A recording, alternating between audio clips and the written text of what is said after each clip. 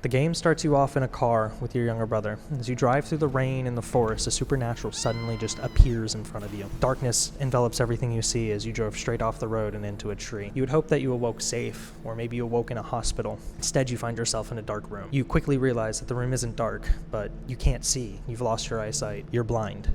You may be blind in the traditional sense as a result of the car accident, but you found that you can visualize sound waves. Being plunged into absolute darkness with this sense of dread just hanging over your shoulders because of the environment and not being able to see really sets the mood for the entire game. Blind utilizes VR in a way that makes both the game and VR as a whole shine, even though you can't see. It wouldn't be the same game or as impactful as it is if it wasn't built for VR. The ability to interact and grab objects in the game and then to throw them across the room to help you see is really just, it's an intuitive way to make you feel like the world is real. I can't tell you how many times I walked up to a bookshelf, grabbed books off, and just started throwing them into the distance because I thought something was watching me. I'm not great with horror games. VR horror games are even worse. There is no escape in VR. You are completely enveloped by the game, the atmosphere, the sound. You can't just look away from the screen. You can't turn on the lights. The game is all you know, and the game knows that. It really uses it to build that anxiety inside of you.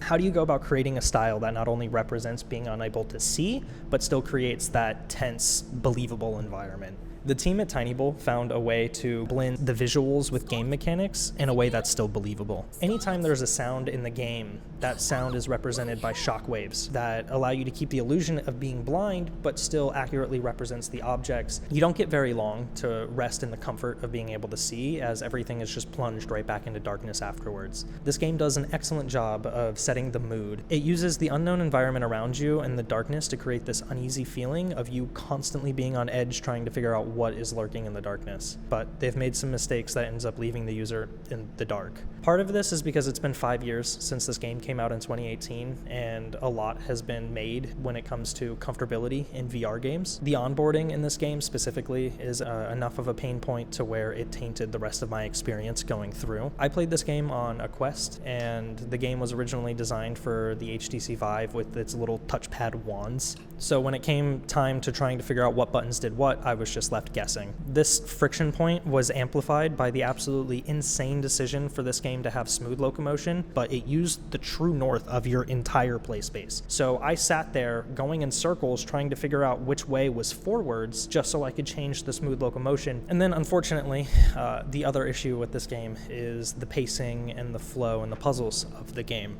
I think Tiny Bowl did a wonderful job creating not only an environment, but puzzles that requires you to use sound around you to navigate and solve them, but these puzzles just unfortunately didn't make sense. I spent about 20 minutes per puzzle trying to figure out what it wanted me to do, and almost every single time it ended with me just brute forcing the solution to the puzzle, which robbed me any satisfaction from solving that puzzle properly. After about an hour and a half of gameplay, the novelty of not being able to see had worn off, and I was stuck with this increasing frustration from these puzzles that quickly led me to not finishing the game. I think Blind really nailed the visual style of exploring this unknown world using only sound, and it nailed creating an environment that leaves you unsettled and anxious. Unfortunately, the game bit off more than it can chew with its unintuitive sound-based puzzles. I believe Blind is an experience everybody should try because navigating without being able to see really is a unique experience, but because of all the issues I had and the issues with the puzzles I encountered, it's hard for me to recommend the game to anyone for other than just a quick demo to see what it is like in a way to be blind. And that's about it.